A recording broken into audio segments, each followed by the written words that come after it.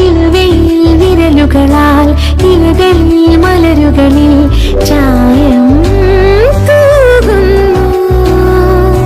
നിഴലുകളിലുടേ സന്ധ്യകൾ പല നിറമൊന്നായി രാവുകൾ പേലവമൊരു പിന്നിത്തുമ്പായി മാറി ഞാനും ഇലവയിൽ വിരലുകളാൽ ഇലകളിൽ മലരുകളിൽ ചായം തൂകുന്നു.